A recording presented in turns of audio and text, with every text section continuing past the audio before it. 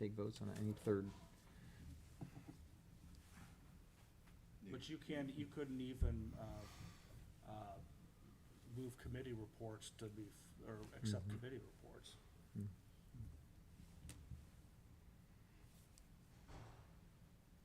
And this, the very first sentence is, this district permits. What district are we talking about here? What do you think? We going? I think it's O1C1. Access, so I think you'll start it when we started.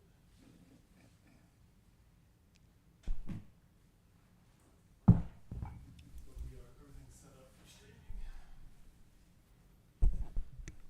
Okay. Okay, so we'll go ahead and. Yep. Okay, so the time is 12:03. We will call this meeting to order of the May 8th Findlay City Council Planning and Zoning Committee meeting. I am the chairman, Brian Bauman. I will allow the other committee members to introduce themselves.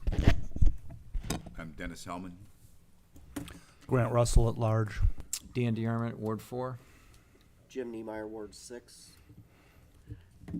Okay, so we had we had kind of the holdover conversation on the zoning code items, and I see you have materials here. Do you have any updates on that, Matt? Yeah, I'd like to go through the updates. Okay, perfect. Matt Credonier, Director of Hancock Regional Planning. First, I'd like to go to discuss, we had several issues with donation bins. I'd like to go through those first. Okay. So I continued research on other communities. First, I guess I'll start with some of the easier ones. And new updates for today are in red. So the first change, we had discussed size. Almost universally through 11 codes that I looked at, it was either 5 by 5 by 6 feet tall, or 6 feet wide, 6 feet deep, or 6 feet tall. And I opted for the size restriction of 6 feet wide, 6 feet deep, and 6 feet tall. So, so that's the first recommendation. I added that under part 2. It's labeled number 7. And then it was pointed out that we did not include what zoning districts this is allowed in. So I included part F, shall only be permitted in the C2 or I1 zoning districts. And then on my own, I thought it was important. A few of them had site host responsibility. So I added a section about the site host, and it reads, the site host of the property upon which the donation bin is located shall share joint responsibility for compliance with all conditions set forth in this chapter with the entity which owns or is in custody of the donation bin. The failure of the person in custody to comply with the provisions of this chapter shall not be a defense by the site host should there be an existing violation. And really the purpose of this is, we can send a violation to the site host and to the owner of the bin. It seems that, the purpose of this is just to avoid company A saying, well, it's not my bin, it's not my problem. Well, it's on your property, so it is an issue. So define site host. The property in which it's located on. Owner or here's a property. It has one business on it. It has one business on it. That business rents the building from a property owner. So and then there are bins on it owned by a third party. So who is the host? The property owner. We would go So- to the county recorder's office. We would go to the county auditor's website, and it'll say owner of the property. That's who we send the letter. So then we send that to that PO box, and they also ignore it. Out of state property owner LLC property owner, we don't care. We're gonna send a letter, and if we don't get a response, we're gonna remove these at the whose expense? So we had a discussion last month, at least in my head, we had this conversation, that we were not going to go down the road of removing these. Not having city employees go and remove them. If there's a zoning violation, we'd send to the PO box, or whoever, send that to them, certified mail, go through that process. If it's non-responsive, the law director will take it to court. They won't be there. We'll win, and eventually, they'll be fined, and we'll go through that process. They'll be fined, and the things will remain there eventually. So then the court would be the one ordering the removal. Is that what I'm? Yeah, if the I court, mean, if the objective of the commit of council is to have these things, if they're not being maintained and nobody's claiming ownership, is to have them removed. At some point in time, somebody has to remove them. And if it's the court would then order them removed, I guess it would be an agent of the court that would do the removal. I don't know who that would particularly be. I can't see it as because we know where it's going to end up. It's going to end up in Public Works. Go get rid of these things. so, we can go down that road. And maybe in my own opinion, I was thinking, I don't know if we want to go down that road. A lot of the communities that I looked at did have a provision for removing and storage and destruction and all that kind of stuff. So I think the general is you hold it for 30 days. If they don't come pick it up, you can pitch it. Or we hold it for up to a year or whatever it is. But some cities do, upon violation, remove them. So we set it up to go through the courts. Yeah. We know that's and okay, it's private property. It deserves protection that the courts provide, and we can, in a year, Brian and his new members of P&Z can see how it's working and adjust accordingly. I guess that could be the compromise at this time. But I kind of think that we're going to have. You're going to send out the notices right away. You're going to have a slew of them. They're all going to go to. Would they go to Findlay Municipal or Common Pleas? Probably Common Pleas. Yeah. And we're going to spend we're going to spend some time with the going through the court process, and the end result is they're just going to sit there. That's I could foresee that happening. Has Feiner reviewed this at all? He has not. Okay, I think this would be a really interesting question for Rob to look at. I like the joint responsibility. Yeah. Hey, property owner, if you agreed to have this on there, heck, some of them might not even know that they're on there. But if you agreed to have them on there, sharing the responsibility for it. But I think there needs to be some teeth to it, because otherwise, I maybe share the same concern that they may just be sitting there indefinitely, and out of compliance. That would be my thought. Well, I will sit down with Rob. Okay. I will show him the sections. Many of the cities have removal by the city. I'll have him review those and find out his comfort level. I'm thinking about this. Remember we talked about the gas station, the abandoned gas station across from U of F, and I think you said it was owned by a company in California, and Illinois. Illinois, and I think there's some bins on that, and you opine that company that owns that property probably doesn't even know they're in there. Correct. They're on there, and now with this, we suddenly gave them responsibility for something that responsibility / ownership of it,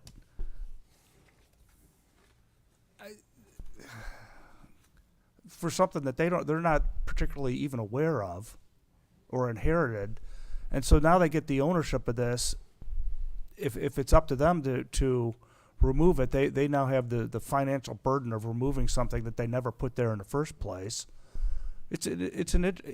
Whereas if we hauled it off and we stored a thing for Public Works for 90 days and say, come and get it, either property owner or bin owner, and if not, out to the recycling, out to whatever metal reclamation place it goes. Yeah, I mean, if devil's advocate, if someone dropped off a refrigerator on my front lawn in the middle of the night, the city's not going to come and get it. As the property owner, that's my responsibility to find a place for it. You know, I think, you know, cutting grass, knowing what's on your property are all responsibilities of property ownership, even if you live out of state. That's a fair point. Yeah. That is a fair one. I was gonna say just, I kind of, do we have equipment that could go out and pick up something like this easy? So it's pretty easy for us to do it. I'd almost rather just take that approach, just go out, pick it up, put it in a yard, 90 days, scrap it out, right? Rather than bog it down in the courts, honestly. If we have that, if we're allowed to do that. I'm very interested in what Rob Yeah. has to. Yeah. Yeah, has to- I agree. Let's kick this to Rob. Yes. Uh, I think, The- I agree, that would be the most efficient Yeah, of getting to the goal, yeah, as long as the law director is yeah. comfortable with it. Because it would just drag out for months and months with going through the courts and, I don't know, just. Well, look at some of that stuff. To your point, look at some of those abandoned gas stations on Tiffin Avenue. You know, there's stuff parked in there that's been there for months, and it never gets removed. So I would do it as the most expedient way to get to our goal. Because ultimately, the goal is to clean up Tiffin Avenue, right? We've got all these boxes, you know, and make sure they're, you know, Yeah, not just Tiffin Compliant. Avenue, but Well, I mean, the okay, right. commercial areas. sure, commercial areas, right? Right. Yeah, we don't allow dumpsters Yeah. out right next to Tiffin Avenue, and these are very similar. With Go with ahead. one other question, with the addition of the fact that they can only be in C2 or I1, do you have any idea of how many are not in? How many exist in areas other than C2 or I1 from your inventory? I would say, I don't have any concrete, I would say a good 75% are in C2. I'm not sure if there are any in I1. And then I'd say the only other category they might be C1 or Office O1. But majority are in C2. My concern with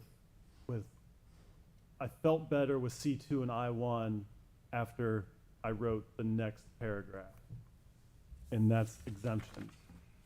Provisions of this chapter shall not apply to any donation bins that meet all the following conditions. Donation bin is owned by a religious or charitable organization. The donation bin is used exclusively to serve the purpose of that organization. The donation bin is located on property that is owned by that organization, and the property is situated within a zoning district where such use is permitted. So my concern was Salvation Army, Goodwill, Hope House, St. Mark's, St. Andrews, you know, whatever, any church. And I feel a lot more comfortable with adding this statement because to me, this captures all the nonprofits who use it for like a night drop-off, regardless of their zoning. And then really we're just left with the rest of them, and it's C2 or I1.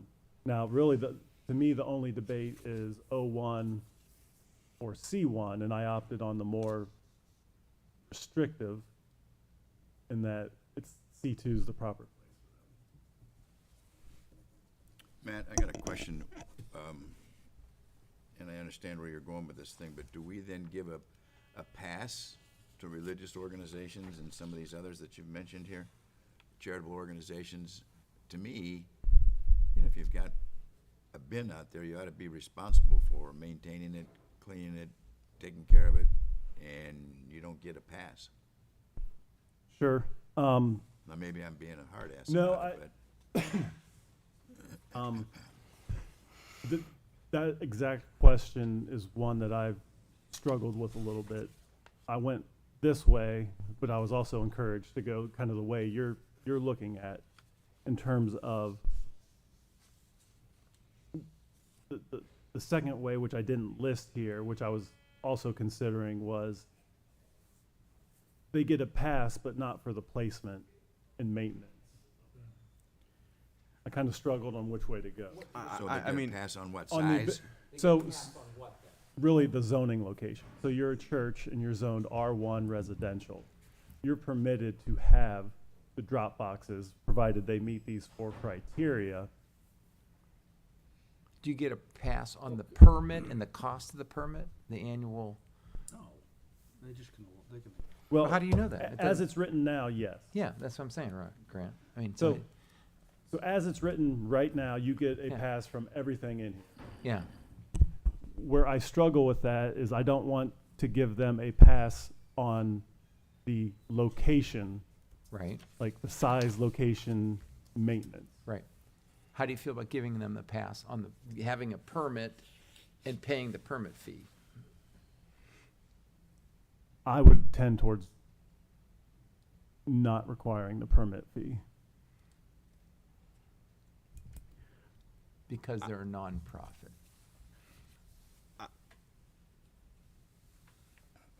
I suppose I would be okay with that. I just, I think that they need to, like all of the other maintenance items in here, I think that they need to be subject to those, because otherwise,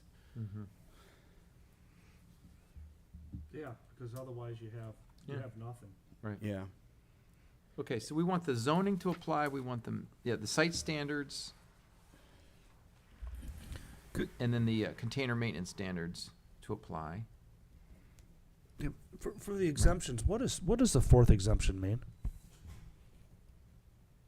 That one, it's the zone, I mean, this means, Where such a use is permitted, what such a use? for example, the nonprofit has the correct zoning. 4, I'm not in love with. Yeah, because I'm thinking, the property is situated, we're talking about bins, and so where you say where such a use is permitted, to me that is where such a use of bins is permitted. I'm implied that, so I just said, oh, you just said, they have to be in C2 or I1, which was my follow-up question is, look at Goodwill and Salvation Army that we currently have, where they zoned, but that's not what 4 is saying. Yeah, at best, it's poorly written.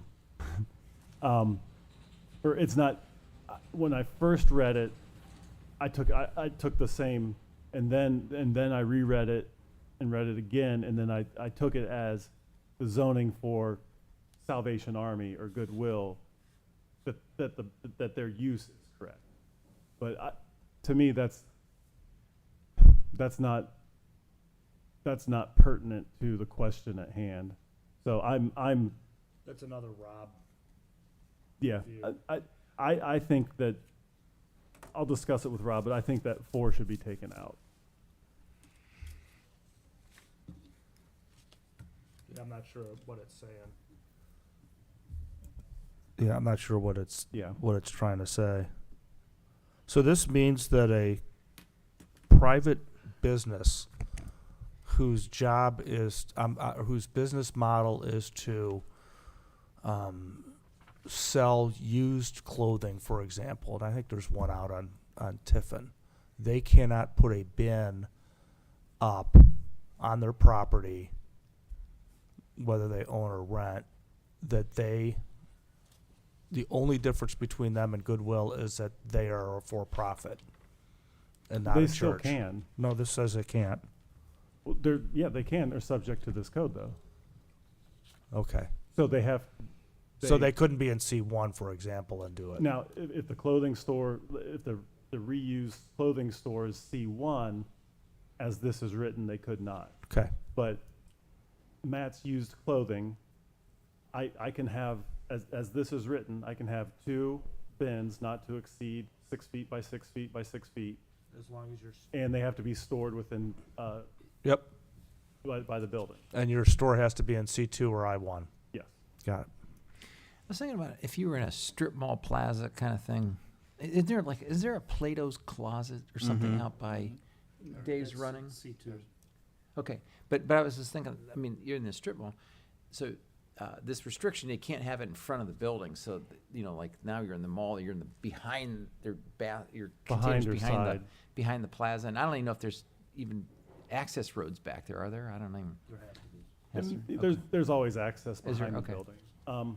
Well, one, I mean, a lot of the Yeah, I suppose, consignment yeah. stores, or I take my awesome new clothes in, and they give me $5 a shirt, and they sell it for $10 a shirt. Yeah. So a lot of Also, people aren't dropping off because they want to get paid for their items. Okay, they just got to go behind the building and it's not out front, but maybe it's okay. And- Or you're saying they take it right into the store? Yeah, I mean, Oh, if I I went gotcha. there at lunch today to sell Oh. some baby clothes, I'm selling those clothes to them. Oh, okay. So you actually go through the front door and okay. Now, in Dayton, my parents volunteer at a place like Goodwill. It's a nonprofit. You donate things, and Yeah. then they sell them for a very small price, and then they give that money to charity, et cetera. Yeah. All right. And so they would fall under the nonprofit. Why does this not apply to newspaper, magazine, and other paper recycling options or containers? Why did you have that last sentence in there? I think to allow flexibility for those uses. I mean, we have litter landing. This doesn't apply to litter landing. There's nothing I read in this that says this applies to litter landing.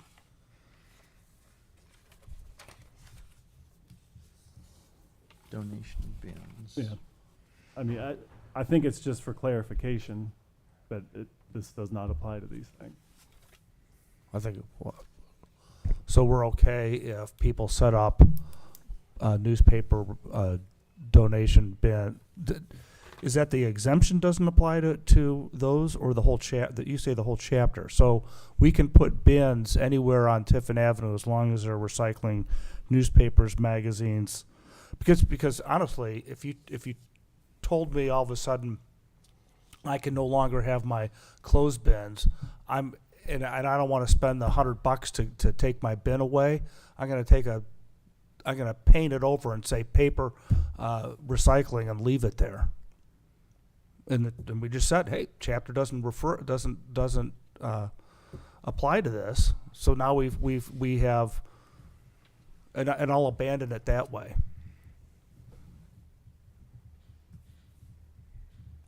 You're so devious. No, No, but I'm you kidding. just Part of the criminal element. But just look at the easiest. These aren't high. There's not a lot of investment into this, and so when you make it expensive, then if it's easier to walk away, you're going to walk away.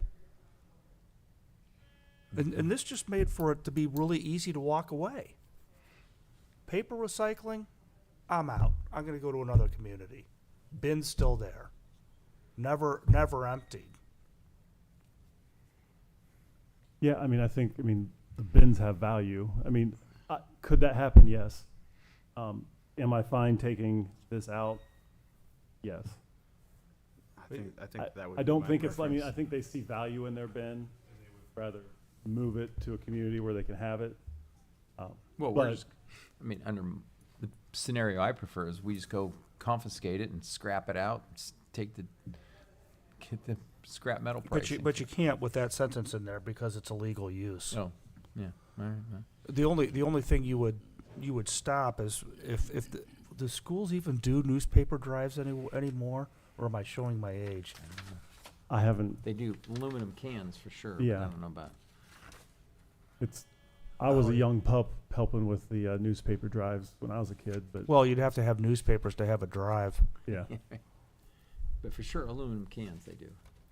St. Mike's Just does aluminum, aluminum I think. cans. So how does this apply to St. Mike's doing their aluminum can drive?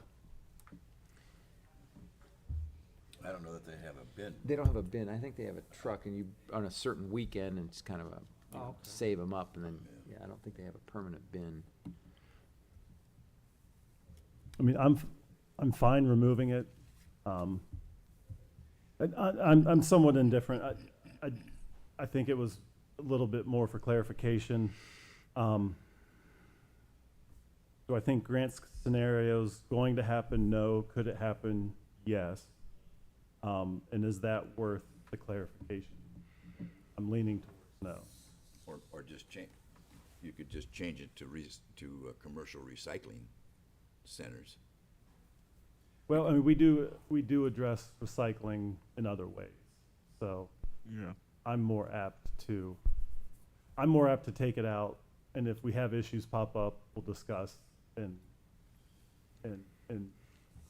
deal with drop-off recycling, private drop-off recycling as it comes. That's where I think that it belongs, yeah. I think that would be my preference as well to take it out. How does the rest of the committee feel? I'd say take it out. I'd take it out. Just sort of muddies up the water the way it is. Okay. Yeah, and this is donation bins, and you're right, there's a different, This is donation bins, and that really is a recycling effort, not really a donation. Yeah. Is there a chapter of definitions in 1161 that would have additional definitions of any items in here? We generally put all the definitions within the definition section, just so Okay. it's easy to find. So you would look through and Yeah, there will okay. be, they'll, definition of donation bin, definition of a few things. There's probably 2 or 3 things that would require a definition. Well, overall, I like the updates. There's Very much so for this chapter, especially the C2I1. I didn't even think of that. I will voice one statement of concern is that ever since the last meeting, every time I drive around, I see these things more and more. They just stick out. Well, and I and started every looking time I'm for like, 'em. yeah, Cordanier. Yeah. You are the new Newman. Yeah. If- One last item to discuss is requiring a permit, how often and how much.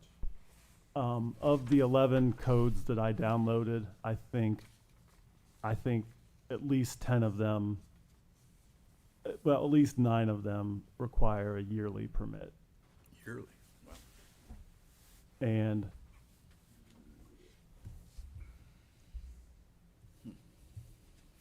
And then Ashtabula, city of Ashtabula, interested, they limited it, they kind of went the cannabis route. They limited five donation bins permitted within the city. 5 of these type of donation bins permitted in the city of Ashtabula, and it's first come, first served for the first 5 permits. good for Beulah. Hmm. So, but Well, do we think if we just having an annual permit process, we'll probably weed them out anyway, won't it? If it you will put- definitely, I mean, this code will definitely discourage, Yeah. in some ways, it will, having the bins be off the roadway located near the building it will be a huge Mhm. discouragement. And having the property owner be involved in this process, having them sign off on the permit, making them, 'cause like I said, a lot of, I feel like half of them just appear. I would guess. I don't have no facts around it, but Yeah. you see them on abandoned lots, you see them on abandoned gas stations, Yeah. you see them in kind of this no man's land of a parking lot. I could see the owners, whose is that? And it just stays there. So, I think we'll see a lot fewer of them, and the ones that are here will be in a place that's much more out of the visual pathway of residents. So, upon thinking about it, I'm in favor of either, and we had kind of gone with every 2 years. I'm in favor of every year or every 2 years, and then like a $50 or $100 permit fee. When you looked at all the other cities, what kind of dollar amount were they requiring? $25 to $200. Oh, I think annual is good, because for the ones that are abandoned or that are unclaimed, or where property owners change over, that becomes that frequency handles those situations quicker. And then from a fee standpoint, I think there's going to be a lot of effort out of Eric's office to do this to start, and this is a cover the cost type of thing. I would imagine your intern spent a little bit of time finding all these things, and so I'm interested in covering costs. So a fee structure. I don't know his other fee structures off the top of my head, but it's something akin to, and I don't know what we did for food trucks, but it's going to require effort on Eric or his department to police this, so to speak. So to me, $50 is a little bit potentially inexpensive. What's his time effort to just process the paperwork, save the paper, or put it all together, make it. I was kind of maybe in the same thought process a year, but what if we did like 55 or 60, and to kind of help cover that cost? I guess it would be.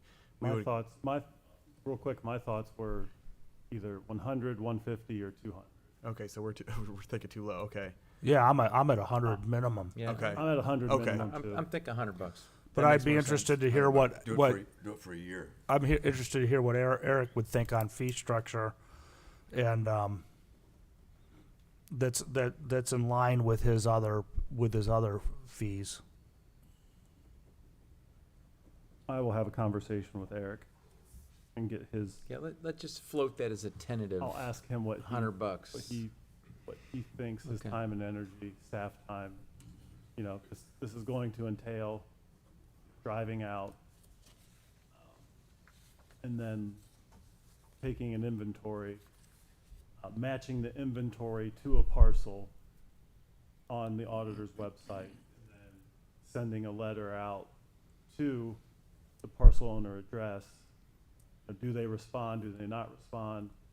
Keeping a database of who has permits, who does not have permits. So there's, and I wish everyone would respond on the first letter, but that's not, And then going back out and confirming, did they remove it? Did they get it in the right place? So initially, there'll be a lot of time. And Yeah. then yearly, there will still be time, and then some will still pop up, so. $100 on an annual basis. Yep, I would. Well, let's. that's the starting point, I guess. Yeah, the starting point, and then we'll let Eric kind of Yeah. provide feedback. I think we should talk about a limit. Like a ceiling. Ashtabula 5, Ooh. that was a heck of an idea, we got too many now. How My do you weed them out? I'm just Talk to the people and have them pick them up. So, Force more people to but- go to yeah. Salvation Army and Goodwill. so my initial thoughts are, you take inventory of the current ones, you send everyone a letter. Letter says, we're now permitting X amount within the city of Findlay. We'll start taking applications October 1st, 2025. The first X amount that we receive in order will be the first ones granted permits. Others must be removed by October 1st. So you send out a letter, let them know when the permit deadline is, and how many permits are available, and that it's first come, first served. Yeah. And then you take the first, how it decided on a number, take the first 10, they get permits, rest did not get a permit this year, Yeah. must remove. Jim, what number were you Or thinking? run in that your- by the law director first. I hate to see another lawsuit, but What were your thoughts on the number? Like, did you like that 5 number, or are you thinking higher, or what's your? Ashtabula is probably same size as Findlay. A little bigger. Smaller, Smaller. yeah. They have a pretty tight downtown. That's my mom's hometown. They have a pretty tight downtown. They're trying to make it historical. I don't think it's really akin to Findlay. I'm a little surprised at the small number. I'd say maybe 10 or maybe, Hang on, he's got that population, Ashtabula, Ohio is 17,000 residents. so it's half. something. half. Grant wins. So you double it, you're at 10. I- Or a dozen, I don't I know. would say 10, but then maybe we should have certain locations. I don't know. I'm not. Well, it's the locations are C2, I1. Oh, yeah. I'm not so nuts about the limit. I'd kind of like to see what shakes out of this process, because just by the fact, like Matt said, just by the fact that you can no longer be on the street, you really you would take away the effectiveness of a lot of these things, and all of a sudden it's not such an easy market. And the $100 and the hassle of doing an annual 100 permit. or 200. I was looking on this website for Eric's fees. I could not find them. Yeah, I guess I would be kind of in the same way of thinking that kind of this may separate the wheat from the chaff, so to speak, and we'll, yeah. See how it goes for a year Yeah. or two. Anything else? On donation bins, no, I'm going to speak with Rob about the ability, research the ability for the city to remove them like many other cities do. Get Rob's comfort level with that. Well, yeah, what's our enforcement? What he Enforcement. thinks about for enforcement? Yeah. It's either civil, or we're gonna yank them and hold them. I'm going to modify the last exemption status to create wording that, churches and nonprofits are exempt from, but we still want to have the site control, et cetera, maintenance. And maintenance, right. And waive the property zoning requirements too, correct, for these folks? Yeah, I mean, Okay. they have an exemption. At this point, it's mostly waiving them from the zoning requirement, I-1 or C2. Gotcha. Everything else should remain. Are we waiving the permit application, the annual permit and the fee, or I'm what do we leaning decide? towards that. I would be supportive of that.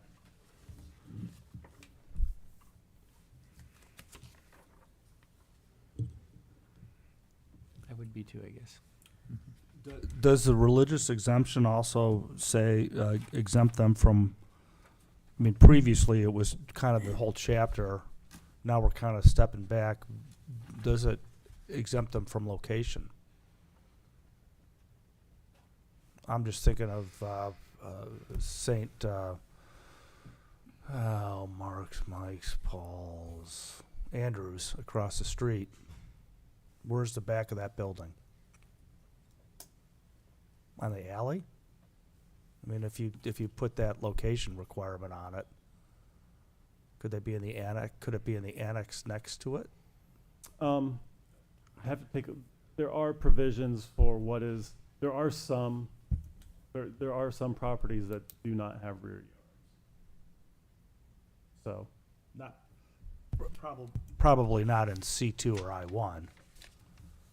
yeah, very But few. but the minute you exempt the zoning restriction on churches, but you figure they'll work with you.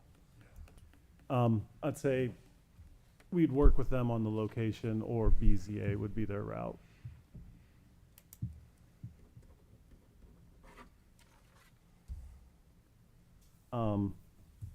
And then I will nail down the definitions that will be needed and include those. And I will speak with Eric. I think we've kind of settled on an annual permit, Yes. but I will speak to Eric about his time requirements and the fee that he would recommend this board. So those are my action items from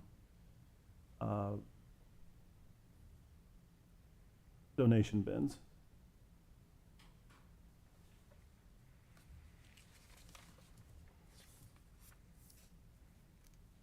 Any other questions or comments on donation bins before we kind of move on to the next discussion, Good. the less popular discussion? Good. Okay, the next item is looking at our more, I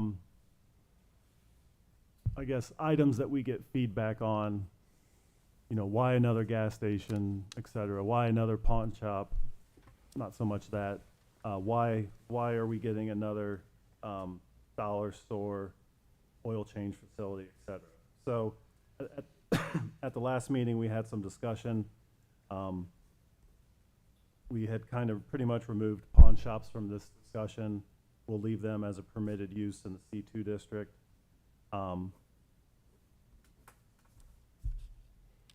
And I believe car washes are already in the conditional use. So probably just leave that there as it is. That kind of leaves fueling stations, oil change facilities, and small box retail stores in C2 as conditional uses. Discussion about those. And then in the I-1 district, self-storage. We had proposed moving that to. And at last meeting, we had kind of a give and take about controlling the market, et cetera. So we can start that discussion up again for the 4 remaining items of fueling stations, oil change facilities, small box retail. Small box retail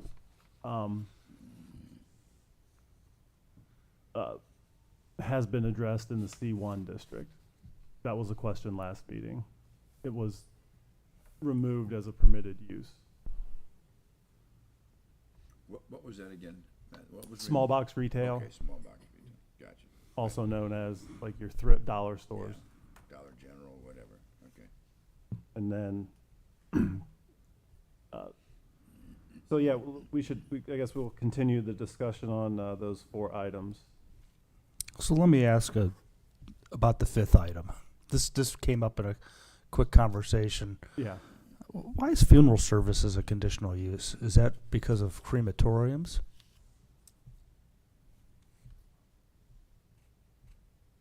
I'm just like or what's the philosophy behind that? I know we have had probably 6, 7. There is a pet. There is or was a pet crematorium. I remember that. And we did have neighbors kind of concerned. You know, would they experience Yes. a burning smell? You know, just kind of the kind of a Yeah, I remember that. ick factor to it all. What we did learn is they have, you know, pet/person crematoriums. They have pretty advanced filter systems. Dan, you might understand this more, but they essentially they kind of cook the gas as it's leaving, breaks up things, and it essentially filters it. So what's leaving is benign to anyone within the area. And I think we had even looked up kind of state codes. And I think there was like some state codes about how close the residential. Or are we talking Crematorium about could crematoriums? Are we talking about funeral services? I mean, so maybe it's we're not concerned about a funeral home per se. Are we more concerned just about crematoriums? Yeah, I mean, should I- we change that? the short answer is funeral services have always been a conditional use as long as I can remember. Okay. That's the short answer. Probably the better answer. And I also state in my 20 years of sitting on planning commission administrator, you know, it's not like a conditional use is a coin flip, 50-50 if you get it passed. It's more of a 95, 99% thing. And one of the unique things about a conditional use is if it's going sideways or if it's going poorly, a conditional use can be revoked by the city. Versus a permitted use, you can't necessarily revoke that use. So if I had to describe what what it's like to be a conditional use, you get approved most times. You know, say about a 95% approval rate. But you do have the responsibility to maintain it well, or the city can revoke the condition. Yeah.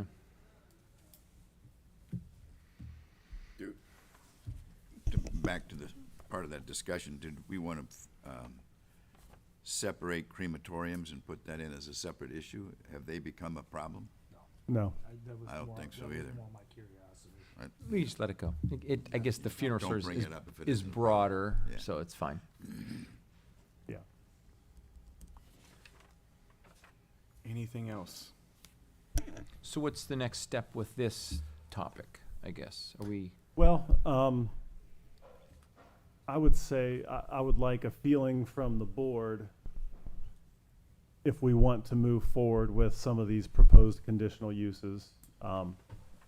Donation bins, I felt like I got a pretty solid, this is a good, we like this is good. On these items, I feel we haven't kind of come to a conclusion if we want to move forward with them.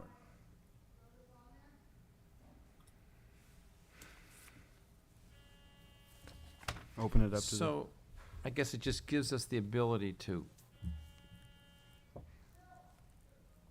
control, I don't know if control's the right word, but just on, fueling stations, oil change, small box, and self-storage. Just gives us more say when they try to permit these, right? I mean, that's the whole, And one additional thing about a conditional use, all conditional uses go before planning commission. yeah. For fueling stations, that doesn't really, They're there anyway. you have to go, because you're doing site augmentation. You're putting in tank, like you have to go get your site plan. But Same with oil change facilities. same with oil changes. But really, the small box retail, as of right now, if they're not building a new building or significantly changing a building, they don't go before anyone, they just get approved. So that's I'd say an additional benefit to the city with a conditional use is the planning commission gets an opportunity to review it. And let's say, and it's not necessarily just to approve or deny it, but, they could have discussions about hours of operation, of screening, of parking, an opportunity that they wouldn't get with a permitted use. Matt, I've got a question on that, on two things. One is, do they ever look at lighting? Yes. Some of the places, the lighting is becoming rather garish and almost blinding. Yes. So I complained to a developer quite loudly that LED lights are a wonderful invention. They're very bright. They can be very bright for very little energy. They're not very expensive. But just because you can doesn't mean you should. Agree. So that's a trend that us urban planners are dealing with. We do require photometric plans, and we do require that it be 0.1 candle foot light is a measure of brightness at the property line. But as a staff, when we're reviewing items, we're really looking at the shielding. I was going to And mention that. so we're paying more attention to that now. And really what we do not want to see that giant bright blob of the exposed light. You want Right. to see the light emitting from it. So Yes. we're working on addressing that. All But right. you're very correct that Good. this new generation of lights is creating a new generation of problems. And some of it is almost blinding when you're driving down the street and Yeah. you've got these lights shining at you. One example, not that I'm picking on them or accusing them, but is the recycle center there on, what is it, 568, I think. You drive down East Main Cross, excuse me, the back side of that, and it's pretty darn bright and almost offensive. Yeah. Fortunately, there aren't any residences back there, but people that are driving down there next to the river, they're tough to see. Another issue or question that I have, I'm glad you're looking at that, by the way. Another question I got has to do with, the holding ponds. For Detention ponds? Yeah, for the storm drain. And you see those little dugouts you drive down Tiffin Avenue or in a lot of different places. You see these things sitting there, and they get ignored after a while. They can become a collection bin for trash and litter, that kind of stuff.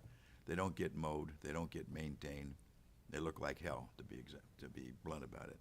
Do we ever look at that stuff? I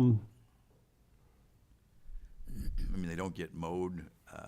They're just a mess, I think. Many of them. Some will get maintained, but many of them are a mess. Cattails grow up in them. From a zoning standard, that's not really covered under, that really falls under engineering.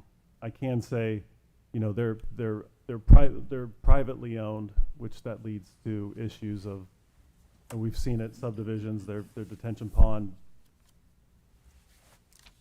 stops working correctly, the pipes collapse, and so, but that generally falls under engineering. So, the best place is to have a conversation with Jeremy Kalb, the city engineer.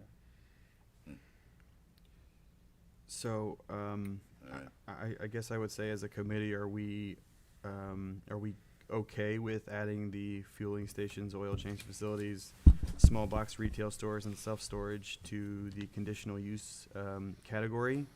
Or would we like to proceed differently on those?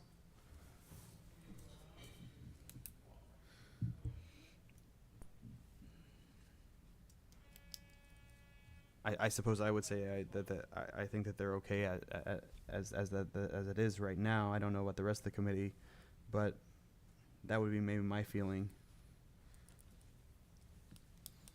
Meaning, add them or do not add them? The way that they've been added here to the Oh, to conditional add them use. then, Yes. okay. So you're gonna add Or-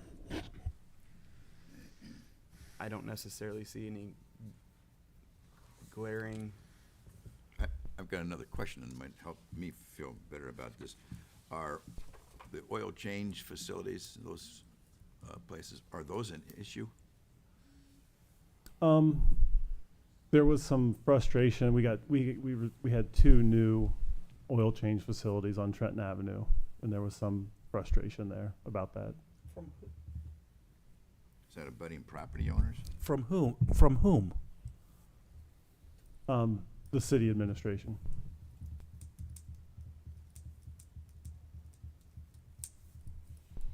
I guess I didn't know that they were a problem. Same way with gas stations. I mean, we have site plan review on those. To me, it was like we're looking for a solution to a problem that doesn't exist, but I don't know. I'm not in your seat. Yeah, I mean, If this is more of a gray area, and this may be more regulation than fits Findlay. These are steps that other communities have taken. We have another gas station that'll be coming to town probably pretty soon. And I talked to him like, we may be doing this, and he kind of lamented that all across the country, people are making it harder to put gas stations in. I would say, if I asked you all to draw a picture of the best version of Findlay, you draw lots of houses and trees and different things. You don't draw 7 gas stations on your strip. So this is more of a, what do we want our community like than a necessary, we're having issues with them. And to Grant's point, Grant, you kind of brought up, like, they'll probably do really well. And we're not questioning if they'll make money or not. We're questioning if the number is beneficial to the city. Well, But, and we're, Sales tax revenue is beneficial to the city. yeah. And in defense of this, we're not saying you can't do it. We're putting it in a category that says it's not a 100% slam dunk. You have a right to do it. I would agree with that. But, so Tighter site controls, I would agree with. So the fueling stations and oil change facilities, they're going to go through planning commission anyway. So this Correct. so it's really not a lot more effort. There's no more cost. There's no more, right? I mean, there's Correct. It's So- the exact same process, the Right. exact same amount of time. but this just gives us if they don't do what they said, it's conditional, so we could retract it. I guess it's I would say permitted uses, as a property owner, you have a right to that use. yeah, You don't have a right to a conditional use. yeah, right, That to me is the biggest. yeah. So you have a new gas station with a C-store, and it's 12 or whatever pumps, and they let their landscaping go against that was required by the site plan. You telling me the city of Findlay is going to revoke their conditional use? No. Because what the hell's going to happen to the property? No. It's going to turn into another gas station owned by somebody else. No, that's not going to happen. I don't think our law director would recommend that we try that. I don't have a problem with it as long as it's enforced and it makes the community look better. Well, and that's the decision of planning commission. And would all gas stations then have to comply within a certain period of time?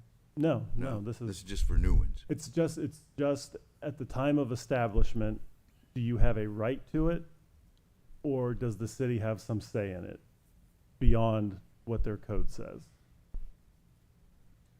That's to me, that's when you're coming with a gas station and it's in the permitted use, you have a right to that use. You still have to meet the zoning requirements, setbacks, etc. When you're coming to the city with a conditional use, you don't necessarily have a right to it. For fueling stations and oil change facilities, Mm-hmm. I kind of see this as it's inconsequential for all the reasons that have been stated. So why do it?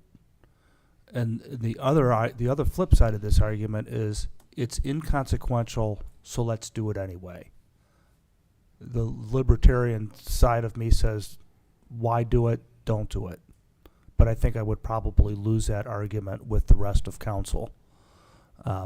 So I won't object to this going forward, although I believe it is, as everyone has said, inconsequential.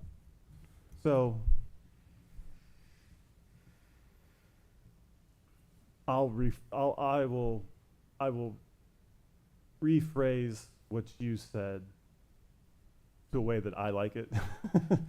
And that is, I don't think that we will utilize this power very often, but we have it there in case we want to. If we need it. Small box retail is a different story, mainly because they and I don't know that I quite believe this, but there are folks who will say that small box retail is detrimental to the neighborhood and the communities where they exist. I'm not so sure I buy that, but I understand that people have put forth that argument. Yeah. And I know that I personally wouldn't want to live 10 houses down from a Dollar General, Yet I believe the folks in Arlington probably are really happy they have a Dollar General. I think that's an appropriate addition for conditional use on C2. No arguments with that one.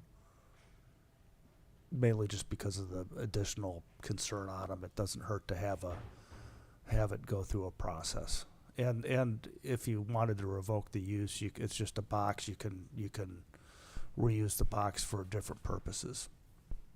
And I will also state, in my 20 years, I don't believe we have revoked a conditional use yet. But, so just, I mean, it's not like the conditional use, we revoke 5 a year. But I think it does encourage best behavior.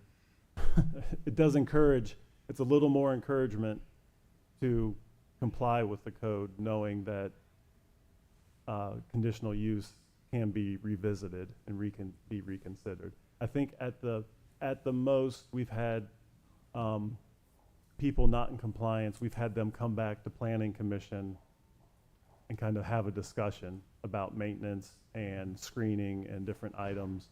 And what has happened is they've met with the Planning Commission and they've implemented some additional controls to help their neighbors, and then they've left and everyone's been somewhat happy with the result.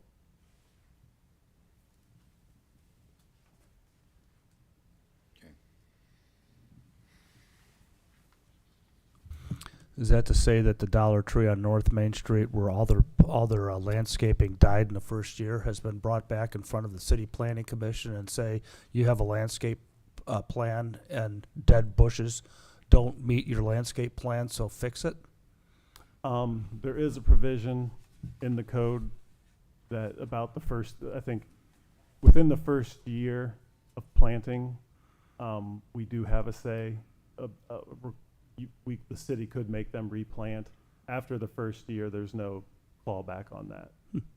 But yes, they did a poor job planting, and they met the requirements, and most everything did die. Which is why inclusion of them as a conditional use is appropriate. And I think that's interesting. So we have a landscape plan that only has to work for the first year of a facility, but doesn't have to work for year 2. That to me is a head scratcher.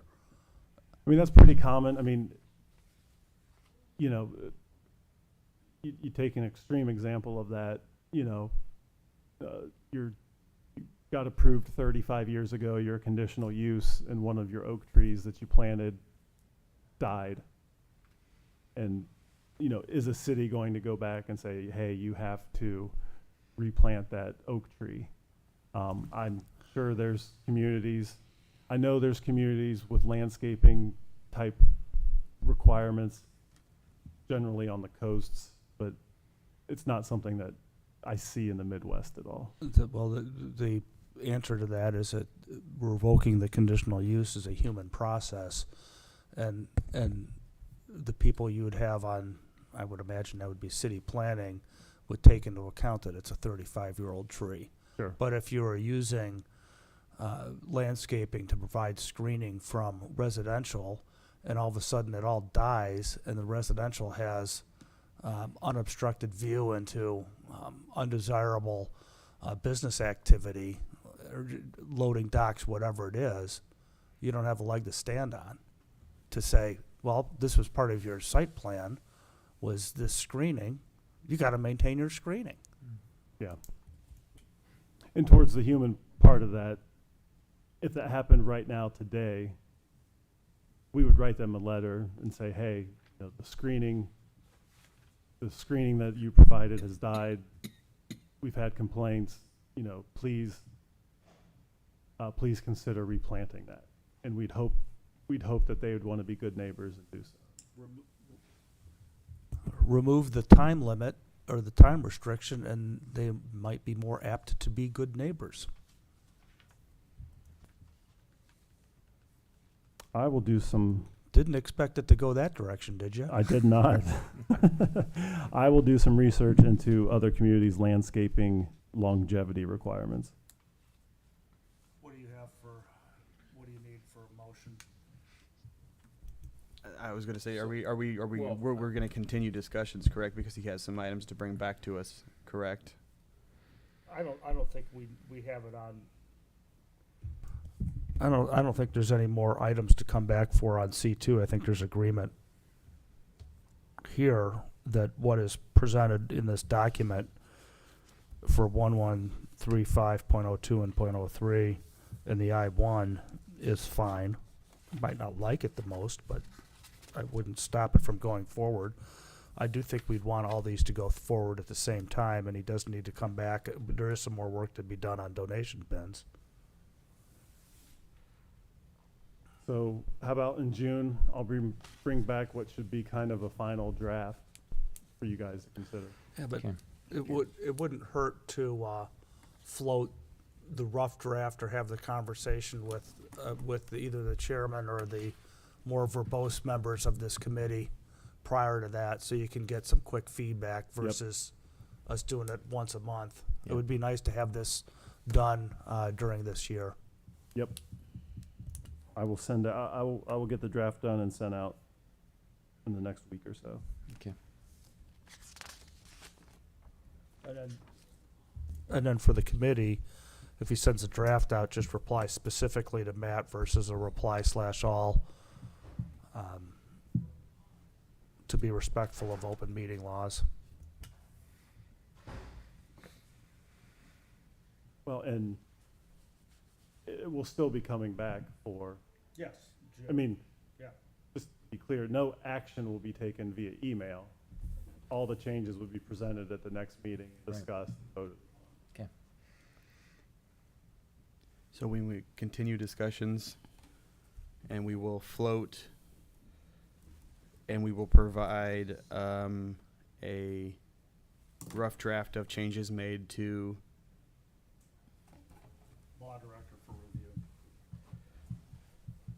And our next meeting is June 5th, is that right? I bet it will be June 11th. Well, wait, how about June 12th? Correct, June 12th at noon. Okay.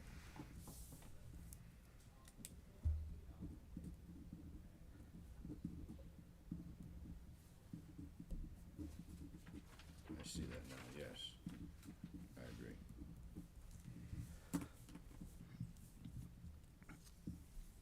okay, so we have, who would, what, I'm Okay. who was our second? I'll second. All those in favor, signify by saying aye. Aye. All those opposed? Ayes have it. We are adjourned. We need a motion to adjourn. Didn't we have any, this is the only item we had? Yeah, Okay. okay, So moved. So moved. Okay. Yeah, I'll